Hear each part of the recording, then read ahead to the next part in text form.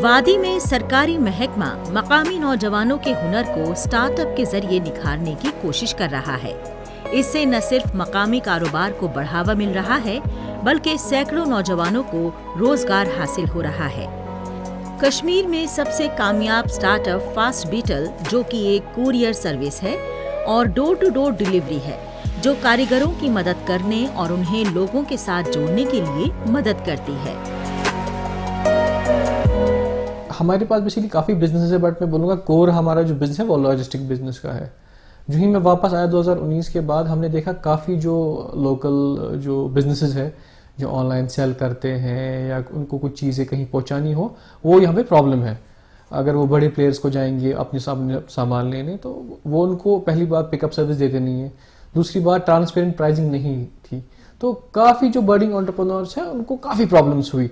अपनी चीज़ सेल तो थी, सेल तो कर रहे थे, बट डिलीवर नहीं कर पा रहे थे। तो हमने ये इनिशिएटिव लिया, हम एक ऐसा सर्विस बनाएंगे जिससे हम चीज़ें पिकअप करके फिर डिलीवर कर पाएंगे।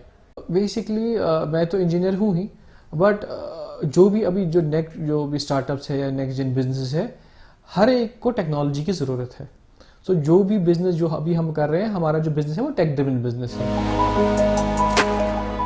वादी में फास्ट बीटल कंपनी 2019 में आबिद राशिद और समीउल्लाह ने शुरू की थी।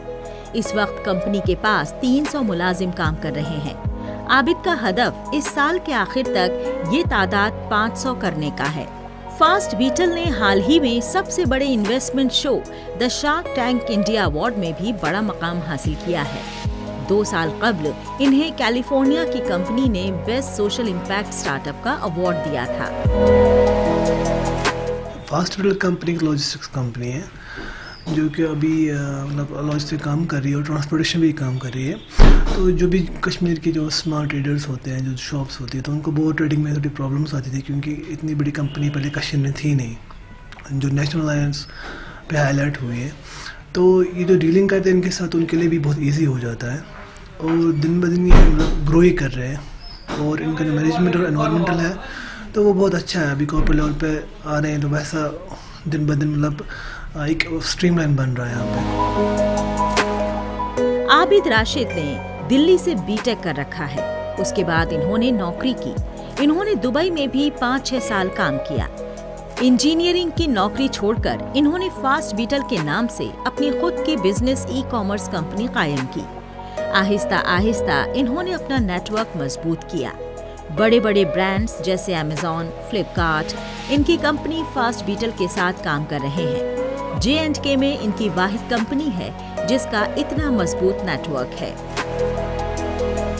मैं चाहता हूँ कि अनएम्प्लॉयमेंट एक बात है, बट मैंने ये भी देखा है कि स्किल्स की काफ़ी कमी है। With unemployment you need to be skilful, ठीक है। तो मैं चाहता हूँ कि जो भी मतलब यूथ हो, अगर उनके पास कोई आइडिया हो, कुछ स्टार्ट करना चाहते हैं, दे शुड स्टार्ट इट। ये रही बात बिजनेस की। रही बात जॉब्स की, ये भी देखना है कि आपने पढ़ाई की, मगर क्या वो पढ़ाई रेलेवेंट है, क्या वो इंडस्ट्री में मतलब अभी चल रहा है।